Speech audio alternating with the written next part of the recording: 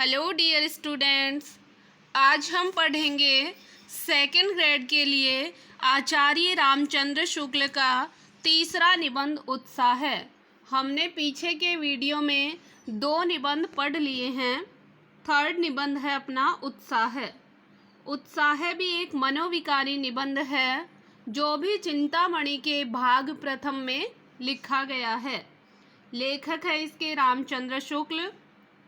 रामचंद्र शुक्ल कहते हैं कि दुख के वर्ग में जो स्थान भय का है, आनंद वर्ग में वही स्थान उत्साह का है। भाई, दुख में जो स्थान भय का होता है वही उत्साह का स्थान आनंद के वर्ग में होता है।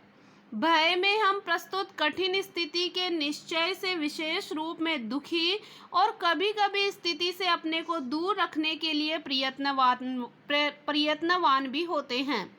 भय में हमारे सामने कोई कठिन स्थिति आ जाती है तो हम या तो उस कठिन स्थिति से बहुत दुखी हो जाते हैं और फिर हम उस कठिन स्थिति को दूर करने के लिए कोशिश करते हैं, प्रयत्न करते हैं। उत्साह में हम आने वाली कठिन स्थिति के भीतर साहस के अवसर के निश्चय द्वारा प्रस्तुत कर्म सुख की उमंग में अवश्य प्रयत्नवान भी होते हैं। और यहाँ क्या करते हैं उत्साह में अगर हमारे सामने आने वाली कठिन स्थिति है तो हम साहस के साथ उस कठिन स्थिति में कर्म सुख यानी कार्य का सुख कार्य करते हुए उमंग के साथ प्रयत्नवान होते हैं। जैसे हम जब भयभीत रहते हैं तो उस कठिन स्थिति को दूर करने के लिए प्रयत्नवान होते हैं, उसी प्रकार से जब हम उत्साहित रहते हैं तब कार्य सुख यानी अच्छा जो हमारे लिए अच्छा कर्म है, साहस के साथ कार्य करेंगे और हमारे भीतर एक उमंग रहेगी और हम प्रयत्नवान बने रहेंगे यानी कार्य करते रहेंगे। ये लाइन आपको हालांकि थोड़ी सी कठिन लग रही होगी, लेकिन अब जब आप पूरा निबंध पढ़ लेंगे तो आपको बहुत ही अच्छे से समझ में आ जाएगी। उत्साह में कष्ट या हानि सहने की दृढ़ता के साथ साथ कर्म में प्रवृत्त होने के आनंद का योग रहता है। उत्साह में क्या होता है, कष्ट या हानि को सहन करने की दृढ़ता तो रहती ही रहती है, उसी के साथ साथ कर्म यानी होता है उद्यम कार्य, हम कार्य में प्रवृत्त रहने का एक आनंद भी हमें मिलता रहता है। जैसे कि आपको उदाहरण बताऊं तब आपको समझ में आ जाएगा। अभी आप एग्ज़ाम की तैयारी कर रहे हो, आप सेकंड ग्रेड टीचर बनना चाहते हो, तब आप में क्या है, एक उत्साह है। उत्साह क्यों है? क्योंकि आपको नौकरी मिलेगी, पैसे आएंगे, तब आपको अभी कष्ट या हानि सहन करनी पड़ रही है। यानी आप कष्ट में हैं, आप हानि हो रही है कि भी पैसे लग रहे हैं, कष्ट भी उठाना पड़ता है। पढ़ना कोई आसान काम तो है नहीं, इसलिए आपको पढ़ना भी पड़ता है। तो कष्ट और हानि सहने की तो आप में दृढ़ता है ही है, लेकिन इसी के साथ साथ आपको क्रम में प्रवृत्त होने के लिए आनंद का भी योग होना आवश्यक है। ऐसा नहीं कि आप बुक को लेकर बैठ गए, पढ़ तो रहे हो यानी कर्म तो कर रहे हो, लेकिन आपको उसमें आनंद ही नहीं आ रहा, तब वो आपका उत्साह नहीं कहलाएगा। अर्थात उत्साह में कष्ट या हानि सहने की दृढ़ता के साथ ही साथ कर्म में प्रवृत्त होने के लिए आनंद का योग होना भी आवश्यक होता है। साहसपूर्ण आनंद की उमंग का नाम ही उत्साह है। ये लाइन ध्यान में रखना, हम साहसपूर्ण आनंद की उमंग का नाम ही क्या है, उत्साह है। कर्म सौंदर्य के उपासक ही सच्चे उत्साही कहलाते हैं। अगर आप अपने कर्म को, अपने कार्य को बड़ी सुंदरता और बड़े आनंद के साथ कर रहे हो तो आप एक सच्चे उत्साही व्यक्ति हो। जिन कर्मों में किसी प्रकार का कष्ट या हानि सहने का साहस अपेक्षित होता है, उन सब के प्रति उत्कंठापूर्ण आनंद उत्साह के अंतर्गत लिया जाता है। यानी आप में कष्ट और हानि सहने का साहस भी हो और साथ ही साथ आप उत्कंठापूर्ण आनंद भी रखते हो, तो फिर आप उत्साह के अंतर्गत आ जाते हो। कष्ट या हानि के भेद के अनुसार उत्साह के भी दो भेद किए जाते हैं। साहित्यिक मीमांसकों की दृष्टि से देखें तो इन्होंने 3 प्रकार के वीर बताए हैं उत्साही व्यक्ति: युद्धवीर, दानवीर, दयावीर। तो कितने भेद किए हैं? युद्धवीर, दानवीर और दयावीर। इनमें सबसे प्राचीन और प्रधान जो है वो है युद्धवीर, जिनमें प्राणांत यानी प्राणों का अंत हो तब तक पीड़ा क्या मृत्यु तक की परवाह नहीं रहती। पीड़ा तो क्या, दर्द तो क्या, ये लोग मृत्यु तक की परवाह नहीं करते थे। इस प्रकार की वीरता का प्रयोजन अत्यंत प्राचीन काल से चलता आ रहा है, जिसमें साहस और प्रयत्न दोनों चरम उत्कर्ष पर पहुंचते हैं। केवल कष्ट या पीड़ा सहन करने के साहस में ही उत्साह का स्वरूप स्फुरित नहीं होता। भाई आप ये सोच लो कि हम तो कष्ट उठा रहे हैं, पीड़ा सहन कर रहे हैं, दुख सहन कर रहे हैं, केवल इन्हीं के लिए आप साहसी बन रहे हो, तो फिर आप उत्साही नहीं कहलाओगे। उसके साथ आनंदपूर्ण प्रयत्न या उसकी उत्कंठा का योग भी होना चाहिए। जैसे उदाहरण बता रहे हैं, बिना बेहोश हुए भारी फोड़ा चिराने को तैयार होना साहस कहलाएगा, पर उसको हम उत्साह नहीं कहेंगे। इसी प्रकार चुपचाप बिना हाथ पैर हिलाए घोर प्रहार सहने के लिए तैयार रहना साहस होगा, और कठिन से कठिन प्रहार सहकर भी अपनी जगह अगर हम डटे रहेंगे, उस जगह से नहीं हटेंगे, तो हमारी धीरता कहलाएगी। इसको हम धैर्य कहेंगे। ऐसे साहस और धीरता को उत्साह के अंतर्गत हम तभी ले सकते हैं जबकि साहसी या धीर उस काम को आनंद के साथ करता चला जाए। भाई जो साहसी व्यक्ति है, जो धीर व्यक्ति है, उस कार्य को आनंद के साथ, खुशी खुशी के साथ करता जाए, तब हम उत्साह उसको कह सकते हैं, जिसके कारण उसे इतने प्रहार सहने पड़े। कौन सा कार्य? जिस कार्य के कारण वो प्रहार सहन कर रहा है, तो अगर वो उस प्रहार को उत्साहित आनंद के साथ सहन कर रहा है और लगातार उस कार्य को किए जा रहा है, तब वो एक उत्साही व्यक्ति कहलाएगा। जैसे इसका भी कोई उदाहरण बताते हैं। जैसे मान लो कोई व्यक्ति है जो खेती में कार्य कर रहा है, बहुत बारिश आ रही है, ओले गिर रहे हैं, परेशानी उठानी पड़ रही है, लेकिन फिर भी वो वहाँ से नहीं हिल रहा, अपना कार्य आनंद के साथ पूर्ण कर रहा है, अपने खेती के कार्य में तत्पर है, बना हुआ है, लगातार किए जा रहा है, और बिल्कुल भी उसको इस बात का कष्ट नहीं हो रहा कि मुझे आज ओलों की मार सहन करनी पड़ रही है, और वो आनंद के साथ खेती में काम करता ही चला जा रहा है, तब हम उसको उत्साही कहेंगे। और उसके पीछे रीजन भी होगा, क्योंकि उसे अच्छी फसल मिलेगी। तो सारांश यह है कि उसकी उत्कंठा में ही उत्साह के दर्शन होते हैं। केवल कष्ट सहने की निश्चेष्ट साहस में उत्साह नहीं होता। धृति और साहस, धृति यानी होता है धैर्य, धैर्य और साहस दोनों का उत्साह के बीच संचरण होता है। भाई इन दोनों की भी जरूरत होती है उत्साह के लिए। दानवीर में अर्थ त्याग का साहस, अर्थात उसके कारण होने वाले कष्ट या कठिनता को सहने की क्षमता अंतर्निहित होती है।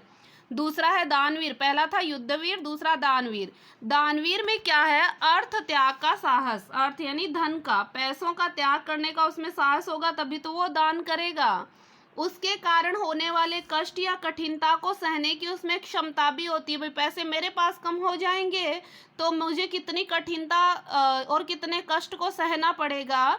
दानवीरता तभी कही जाएगी जब दान के कारण दानी को अपने जीवन निर्वाह में किसी प्रकार का कष्ट या कठिनता नहीं दिखाई देंगे। यानी चाहे उसको कष्ट मिले, हालांकि उसको कष्ट मिलेगा क्योंकि उसके पास अर्थ कम हो जाएगा, तो उसको वो कष्ट और कठिनता दिखाई नहीं देनी चाहिए।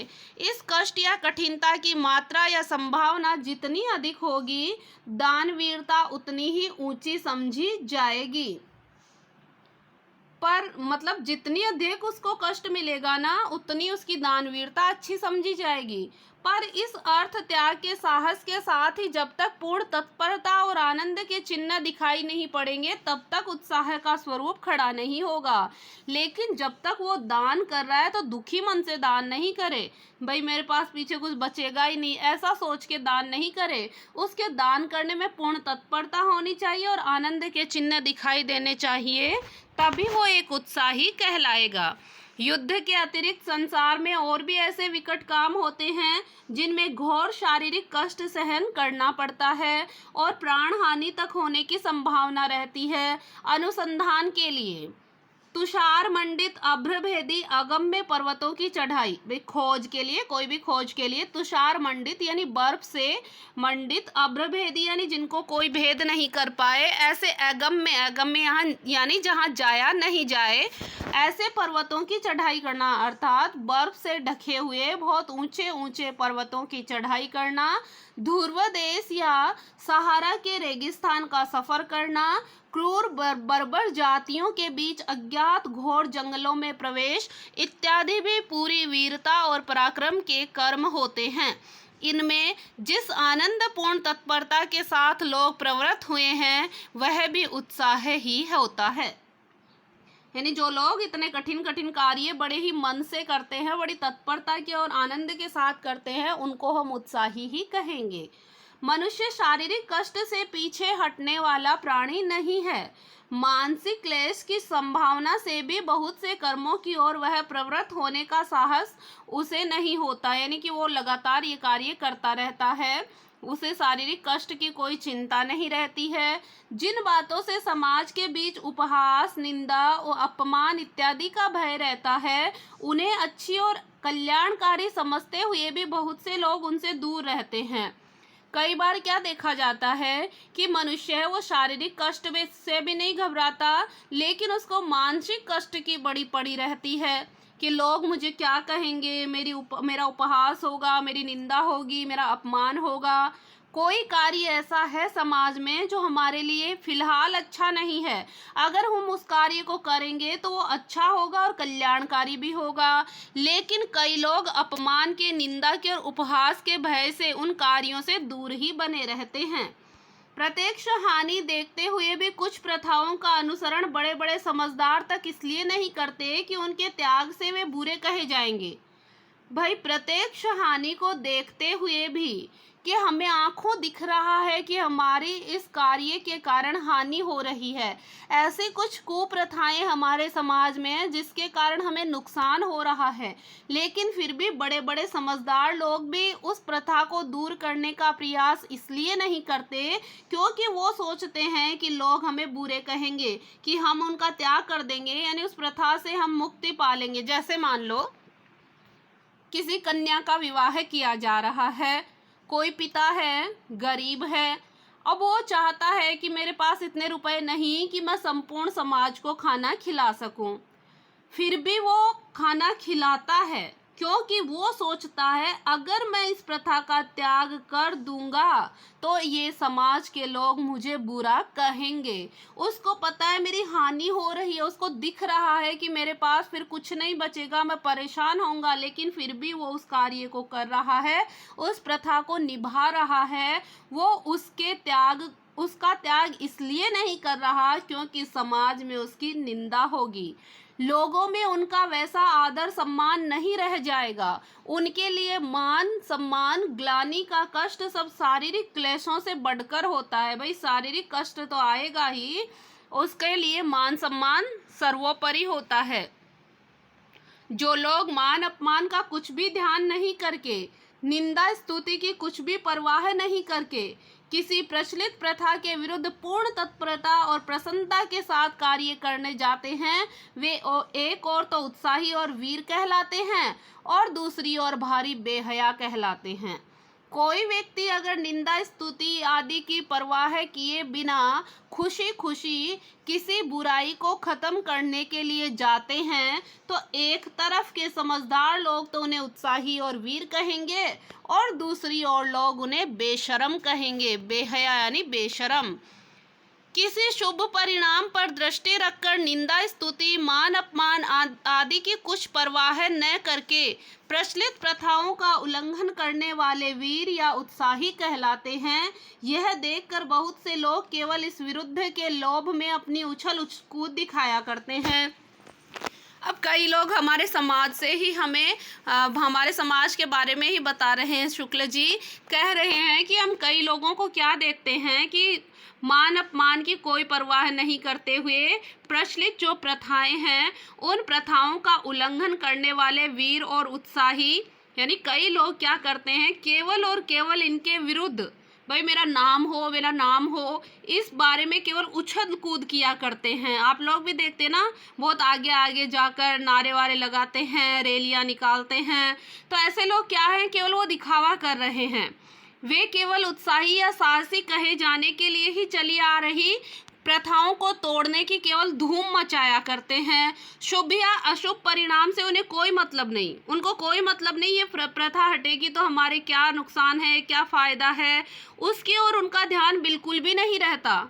यदि किसी प्रिय मित्र के आने का समाचार पाकर हम चुपचाप ज्यों के त्यों आनंदित होकर बैठे रह जाएं और थोड़ा सा हंसकर उनका सम्मान कर दें तो ये हमारा उत्साह नहीं कहलाएगा, क्योंकि हमने कार्य तो किया ही नहीं, केवल हम तो बैठे बैठे हंस दिए।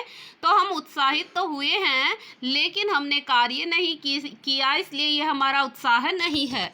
हमारा उत्साह तभी कहा जाएगा जब हम अपने मित्र का आगमन सुनते ही उठ खड़े होंगे और उससे मिलने के लिए दौड़ पड़ेंगे और उसके ठहरने आदि के प्रबंध में प्रसन्न मुख इधर उधर आते जाते दिखाई देंगे। प्रयत्न और कर्म संकल्प उत्साह नामक आनंद के नित्य लक्षण हैं कि प्रयत्न भी करो, कर्म संकल्प यानी कर्म भी करते रहो, तभी एक आप उत्साही कहलाओगे।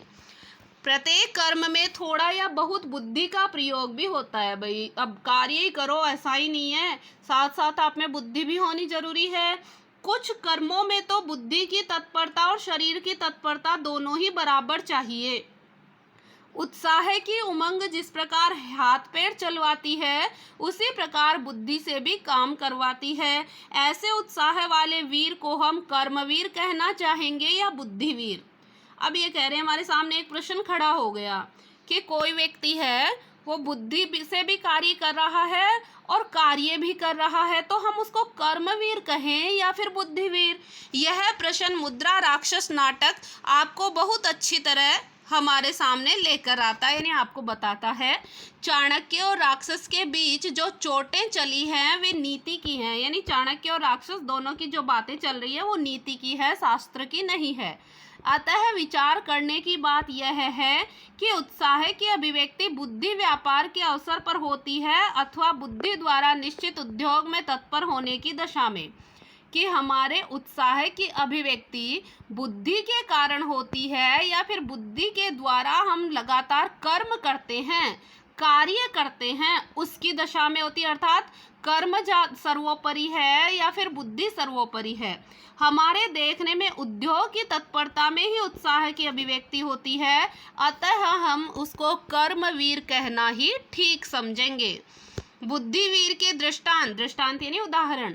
बुद्धिवीर के उदाहरण कभी कभी हमारे पुराने ढंग के शास्त्रार्थों में देखने को मिल जाते हैं।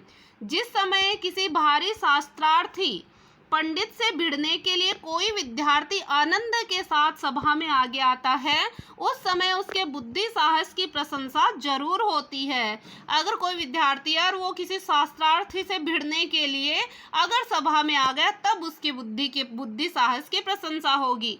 वह जीते चाहे हारे, उसको बुद्धिवीर समझा ही जाता है। इस जमाने में वीरता का प्रसंग उठाकर वाग्वीर का उल्लेख यदि नहीं हो तो बात अधूरी ही समझी जाएगी। वाग्वीर यानी बोलने में जो चतुरवीर हो।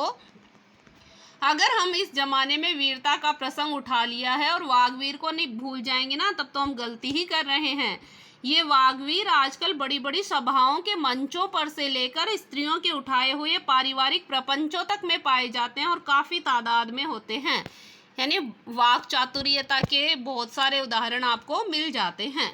थोड़ा यह भी देखना चाहिए कि उत्साह में ध्यान किस पर रहता है। अब ये भी देख लो कि उत्साह में ध्यान किस पर रहता है। ध्यान कर्म पर यानी अपने कार्य पर रहता है, या फिर कर्म से उत्पन्न होने वाले फल पर रहता है, या फिर व्यक्ति या वस्तु पर रहता है। हमारे विचार में उत्साह वीर का ध्यान आदि से लेकर यानी प्रारंभ से लेकर अंत तक पूरी क्रम श्रृंखला पर से होता हुआ उसकी सफलता रूपी समाप्ति तक फैला रहता है। इसी ध्यान से जो आनंद की तरंगे उठती है वे ही सारे प्रयत्न को आनंदमय कर देती हैं। युद्धवीर में विजेतव्य जो आलंबन कहा गया है उसका अभिप्राय यही है कि विजेतव्य कर्म प्रेरक के रूप में वीर के ध्यान में स्थित रहता है। अब ये कह रहे हैं कि व्यक्ति में जो उत्साही व्यक्ति है उसमें कर्म पर तो ध्यान रहता ही रहता है, लेकिन उसके फल पर भी तो ध्यान होना आवश्यक होता है। जैसे कि विजेतव्य जो आलंबन कहा गया, आलंबन क्या होता है? जिसके द्वारा हमारे हृदय में किसी रस की उत्पत्ति हो उसको हम आलंबन कहते हैं। तो उसका जो हम विजय होंगे तो हमारे वीर का ध्यान यानी जो कार्य कर रहा है उसका ध्यान हमारे फल पर भी जरूर पड़ेगा। वह कर्म यानी कि हमें फल दिखेगा, अच्छा परिणाम दिखेगा, तभी तो हम कार्य के प्रति लगातार जारी रहेंगे। वह कर्म के स्वरूप का भी निर्माण करता है, पर आनंद और साहस के मिश्रित भाव का सीधा लगाव उसके साथ नहीं रहता, यानी सीधा सीधा हम फल पर नहीं जाते हैं। सच पूछिए तो वीर के उत्साह का विषय विजय विधायक कर्म या युद्ध ही रहता है। सच पूछो तो वीर तो केवल उत्साह के साथ युद्ध करता रहे वो ही ठीक है। दानवीर, दयावीर और धर्मवीर पर विचार करने से यह बात स्पष्ट हो जाती है। दान दयावश, श्रद्धावश था या फिर कीर्ति लोभवश दिया जाता है।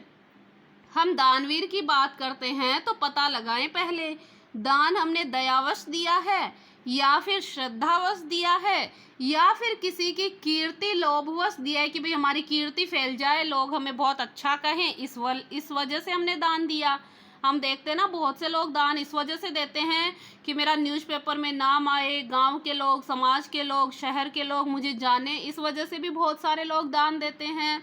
यदि श्रद्धावश दान दिया जा रहा है तो दान पात्र वास्तव में श्रद्धा का, और यदि दयावश दिया जा रहा है तो पीड़ित के यथार्थ में दया का विषय या आलंबन ठहरता है। अतः उस श्रद्धा या दया की प्रेरणा से जिस कठिन या दुस्साध्य कर्म की प्रवृत्ति होती है, उत्साही का साहसपूर्ण आनंद उसी की ओर उन्मुख कहा जाता है। अगर वो दयावश दे रहा है तो हम दया की ओर उन्मुख कहेंगे, श्रद्धावश दे रहा है तो श्रद्धा की ओर उन्मुख कहेंगे, और अगर कीर्तिवश दे रहा है तब तो उसको आनंद कहेंगे ही नहीं। अतः उस श्रद्धा या दया की प्रेरणा से जिस कठिन या दुस्साध्य कर्म की प्रवृत्ति होती है, उत्साही का साहसपूर्ण आनंद उसी की ओर उन्मुख कहा जा सकता है।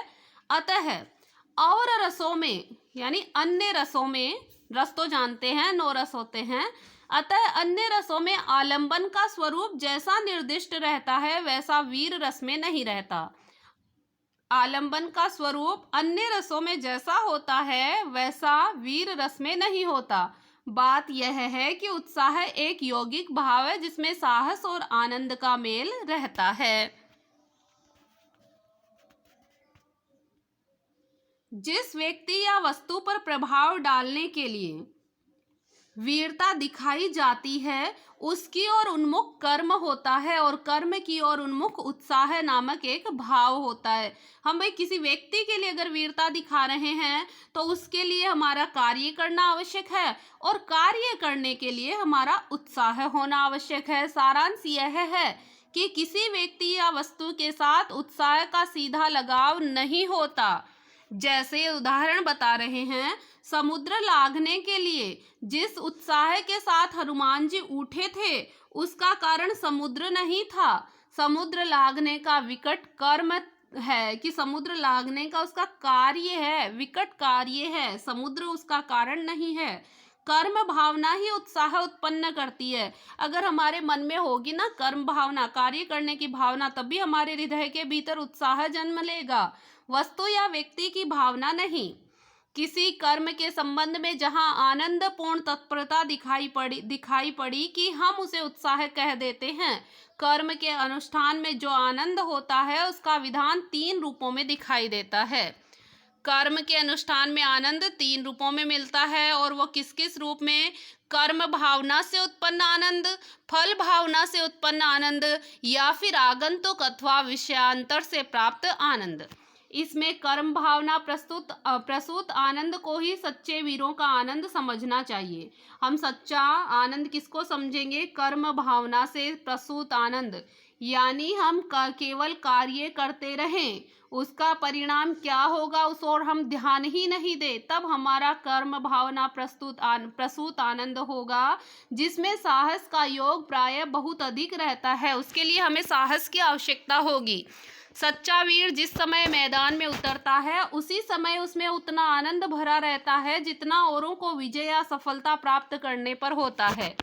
एक सच्चा वीर युद्ध के लिए जाता है ना, तभी उसमें आनंद रहता है। अब उसकी विजय होगी या पराजय होगी वो उस बात को नहीं जानता है। उसके सामने कर्म और फल के बीच या तो कोई अंतर होता ही नहीं या बहुत ही छोटा सा अंतर होता है। इसी से कर्म को, और यह उसी झोंक में लपकता है। इसी से कर्म की ओर, ये को नहीं है, को है, की है, कि इसी से कर्म की ओर वह उसी झोंक में लपकता है जिस झोंक में साधारण लोग फल की ओर लपका करते हैं। इसी कर्म प्रवर्तक आनंद की मात्रा के हिसाब से शौर्य और साहस का स्फुरण होता है। फल की भावना से उत्पन्न आनंद भी साधक कर्मों की ओर हर्ष और तत्परता के साथ प्रवृत्त करता है। फल की भावना से यानी कि परिणाम क्या होगा? परिणाम की भावना से उत्पन्न आनंद भी साधक कर्मों में हर्ष और तत्परता हमारे भीतर लाता है। जैसे हम लोग कर रहे हैं ना, भी फल की भावना है हमारे भीतर कि हमारी जॉब लगेगी, तो हमारे भीतर हर्ष खुशी भी रहती है और तत्परता भी रहती है अपने कार्य के प्रति। पर फल का लोभ जहाँ प्रधान रहता है वहाँ कर्म विषयक आनंद उसी फल की भावना की तीव्रता और मंदता पर अवलंबित होता है। लेकिन अगर हम फल की भावना कर रहे हैं, हमारे मन में अगर फल का लोभ है, तो फिर अगर हमें अच्छा कोई पुनर्बलन मिल रहा है तब तो हम तीव्रता से वो कार्य करेंगे, और अगर हमें पुनर्बलन अच्छा नहीं मिल रहा तो फिर हम मंद पड़ जाएंगे, तो फिर हम धीमे पड़ जाएंगे। उद्योग के प्रवाह के बीच जब जब फल की भावना मंद पड़ती है, उसकी आशा कुछ धुंधली पड़ जाती है, तब तब आनंद की उमंग गिर जाती है और उसी के साथ उद्योग में भी शिथिलता आ जाती है। पर कर्म भावना प्रधान उत्साह है, यानी कि लेकिन जो फल की भावना नहीं रखते, कर्म भावना प्रधान उत्साह बराबर एक जैसा चलता रहता है। फलासक्त उत्साही असफल होने पर खिन्न और दुखी हो जाता है, पर कर्मासक्त उत्साही केवल कर्म अनुष्ठान के पूर्व की अवस्था में ही हो जाता है, यानी उसको पता है कि क्या होने वाला है, जैसा भी होगा जो भी होगा, केवल मुझे कार्य करते रहना है। अतः हम कह सकते हैं कि कर्म भावना प्रधान उत्साह ही सच्चा उत्साह कहलाता है। फल भावना प्रधान उत्साह तो लोभ का ही एक प्रच्छन्न रूप है। प्रच्छन्न यानी छिपा हुआ।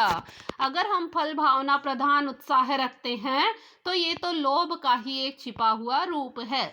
उत्साह वास्तव में कर्म और फल की मिली जुली अनुभूति है, जिसकी प्रेरणा से तत्परता आती है। यदि फल दूर ही पर दिखाई पड़े, अगर फल दूर हो लेकिन हमें दिखाई पड़े, उसकी भावना के साथ ही उसका लेश मात्र भी कर्म या प्रयत्न के साथ साथ लगाव नहीं मालूम हो, तो हमारे हाथ पांव कभी उठते ही नहीं है। फल अगर दूर है तो भी हम कार्य करते रहेंगे, लेकिन अगर हमें फल तो दिखाई नहीं दे, फिर हम कार्य करेंगे क्या? कभी नहीं करेंगे, हाथ पांव तक नहीं उठाएंगे, और उस फल के साथ हमारा संयोग ही नहीं होगा और उस फल तक हम पहुंच भी नहीं पाएंगे। इसमें कर्म श्रृंखला की पहली कड़ी पकड़ते ही फल के आनंद की भी कुछ अनुभूति हमें होने लगती है, और अगर हम हाथ पांव उठा लें और थोड़ा सा आगे चले, फिर हमें फल दिखाई दे तो हमारे भीतर आनंद की अनुभूति होने लग जाती है। यदि हमें यह निश्चय हो जाए कि अमुक स्थान पर जाने से हमें किसी प्रिय व्यक्ति के दर्शन होंगे, तो उस निश्चय के प्रभाव से हमारी यात्रा भी अत्यंत प्रिय हो जाएगी। तो हमारी जो यात्रा है ना, जाने की कठिन मार्ग है, वो भी हमें अच्छा लगेगा, क्योंकि आगे हमें कोई प्रिय व्यक्ति मिलेगा। हम चल पड़ेंगे और हमारे अंगों की प्रत्येक गति में प्रफुल्लता दिखाई देगी। यही प्रफुल्लता कठिन से कठिन कर्मों के साधन में भी देखी जाती है।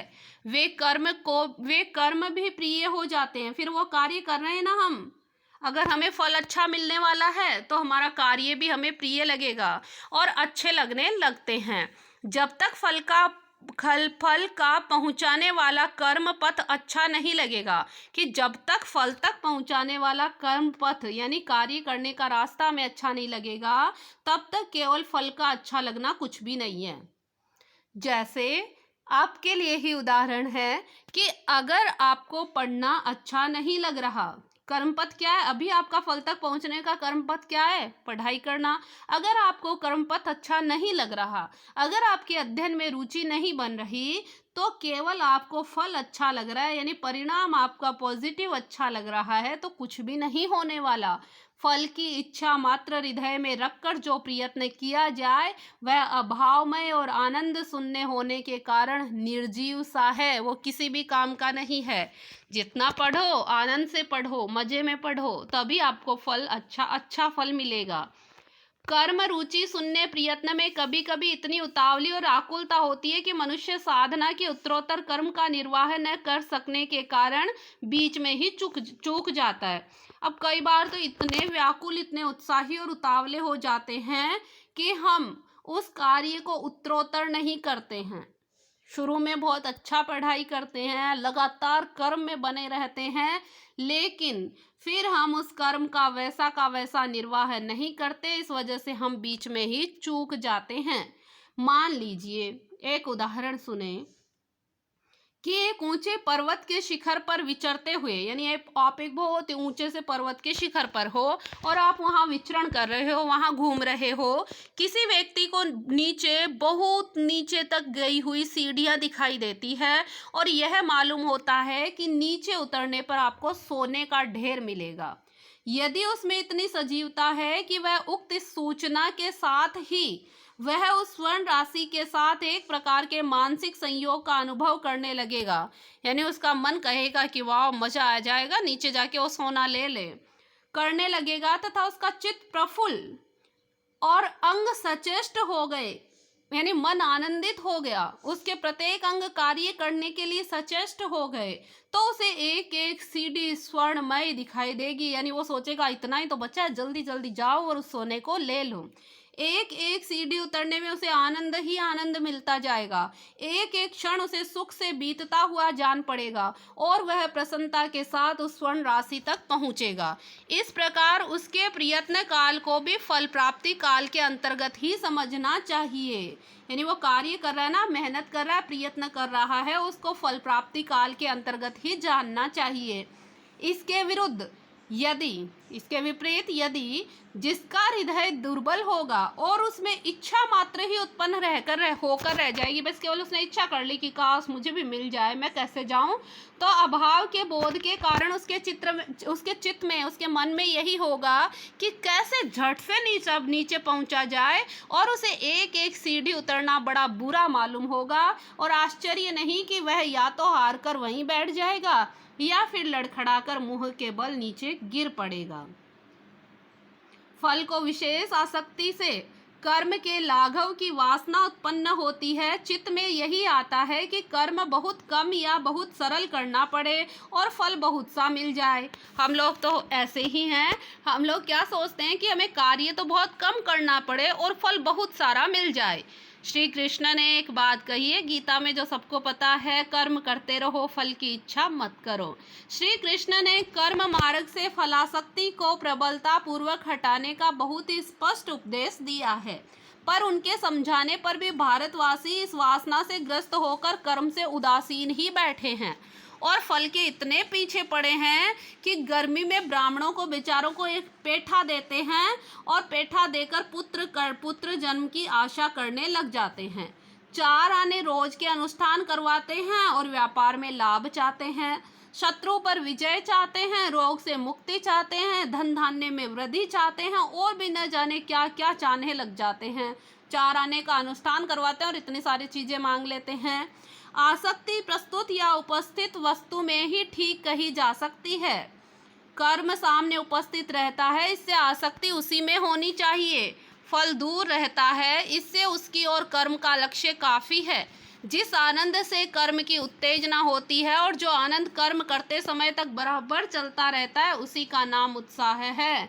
कि कर्म करते रहो और कर्म आनंद के साथ करते रहो और लगातार करते रहो, उसी का नाम क्या होगा? उत्साह होगा।